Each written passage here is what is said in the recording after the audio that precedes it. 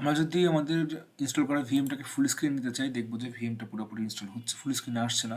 সেজন্য আমাদের যেটা করতে হবে, আমরা যদি ভার্চুয়াল বক্সের ডিভাইসের অপশনে ক্লিক করি, দেখবো যে নিচে insert guest addition CD image নামে একটা অপশন আছে, এখানে ক্লিক করতে হবে। ক্লিক করার পর আমরা চলে যাবো হলো ফাইল ম্যানেজার, যেটা আমাদের এখানে নিচে আছে। এই ফাইল ম্যানেজার ওপেন করলে এখানে দেখবো যে এই গেস্ট এডিশনের যে সফটওয়্যারটা, সেটা একটা সিডি হিসেবে মাউন্ট হয়েছে।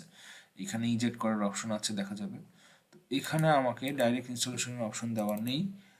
What we have to do is that we have to use the command line of both Linux. তো আমরা এখানে রাইট ক্লিক করলে, যে কোনো ফোল্ডারে রাইট ক্লিক করলে কিন্তু টার্মিনাল ওপেন হয়ে যাবে। তো টার্মিনালে ক্লিক করলে এইখানে আমি যদি এলএস কমান্ড দিই, তাহলে আমাদের এখানে কী কী ফোল্ডার আছে দেখাচ্ছে, বা কী কী ফাইল আছে দেখাবে।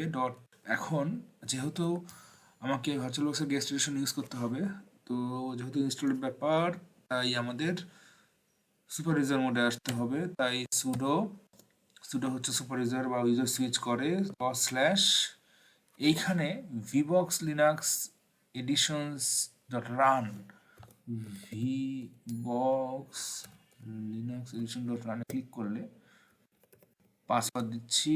এখন আস্তে আস্তে সে পাসওয়ার্ড নিল, এখন মডেলগুলো ইনস্টল করা শুরু করবে। আচ্ছা, দেখি। এখন আমরা কিছুক্ষণ ওয়েট করবো, আশা করি ভার্চুয়াল বক্সের গেস্ট এডিশনটা ইনস্টল হয়ে যাবে।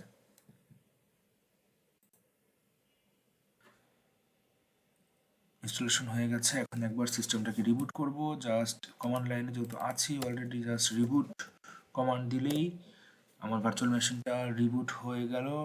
এখন কিছুক্ষণ ওয়েট করি, চালু হোক এটা, তারপর দেখবো আমরা যে ফুল স্ক্রিনে আসে কিনা।